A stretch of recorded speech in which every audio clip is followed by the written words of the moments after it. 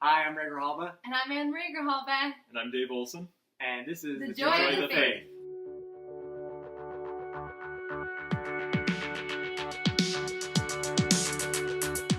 In this spotlight episode, we have Dave here, who is our resident entomologist.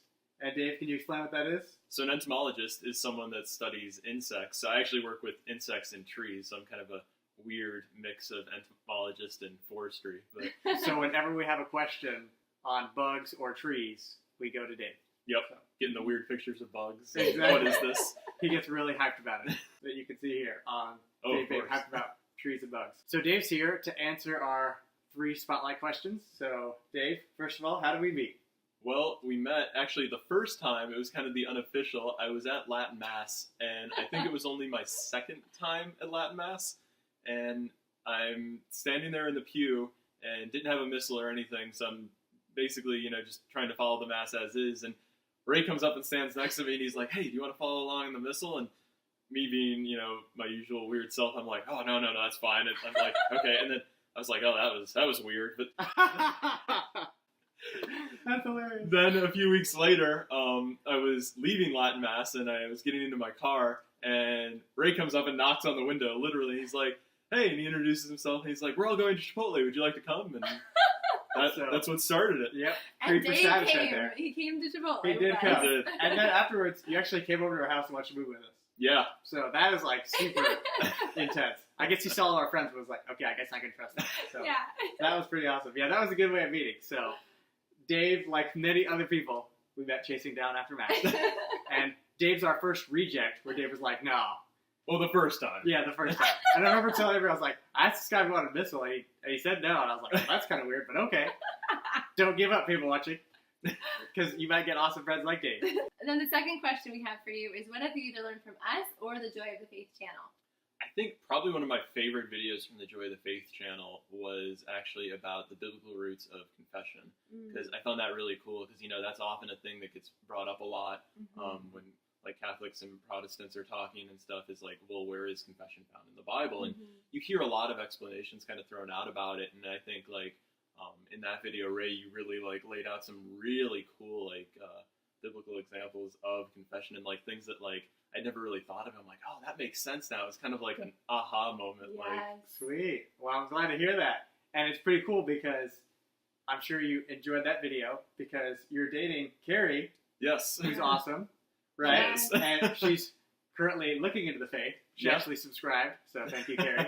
But I'm sure that was really cool to see. that was, yeah. And Dave was one of the most loyal Bible study guys. You actually came, so Carrie came from out of town, and it was a guys-only study, so Dave was like, Ray, I know it's a guys-only study, but Carrie's in. Can she come? And I never texted back because I'm a bad texter. But She went next door and yeah, read. she just sat inside, and Dave was like, he enjoyed Bible study that much that he came. So that was pretty cool. That is pretty cool. But I'm glad you could hear that from confession and where Yeah, you it was a enjoyed really Bible cool study. video. Yeah, awesome. And then our final question, which I'm most excited to hear, is what would you like people to know?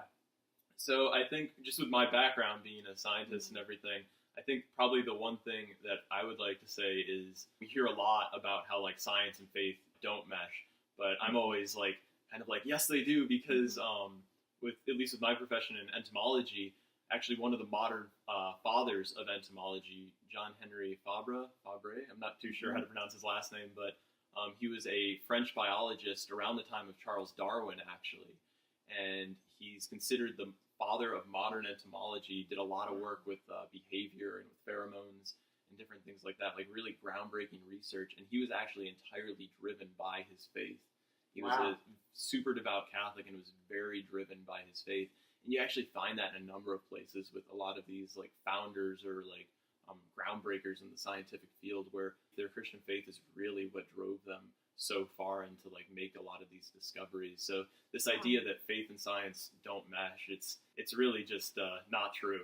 Well, awesome, Dave. Yeah. I'm glad you brought that up because I've been meaning to make videos on that. So hopefully when this video comes up, I'll have a video on it and you'll see it pop up in the corner. Yeah. Because like it's crazy the way that the faith, or Christianity, but particularly like the Catholic faith, transformed science. Like it basically gave birth to science. Mm-hmm.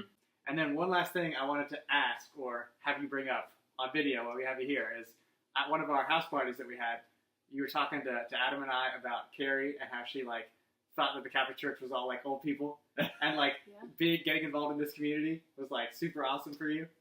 Yeah, I'm not sure that she thought it was all old people, but she definitely like. I mean, it think- is, right? Oh yeah. No, I think it definitely seemed like there wasn't that sense of community and everything, and she actually suggested that we go to Latin Mass all the time because I like she wasn't raised Catholic or anything, so I was like she'll probably think Latin Mass is really weird, so I don't want to Yeah. take her to that. But she actually suggested that we went to it, and Wow. then you guys were all there. Like I think a bunch of people were there, and we all met after Mass, and she got to meet all you. And we got back in the car, and she's like, "Oh, that's like really cool that there's like that active of a community there Yeah. and stuff."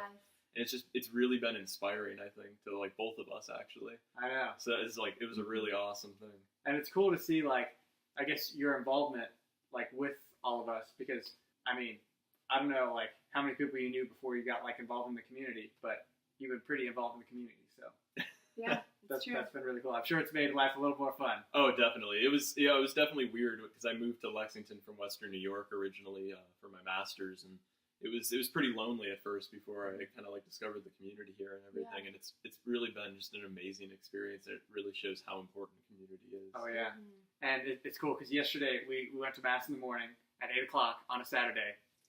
Dedication there, like, hashtag dedication, right? And then afterwards we went to adoration for an hour, so it was me, Dave, and our friend Adam, so Probably That's the pretty first cool. weekend I've been up in a while.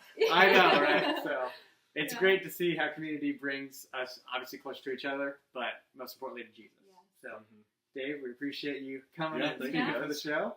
Hope you all enjoyed it. Have an awesome day, and God love you.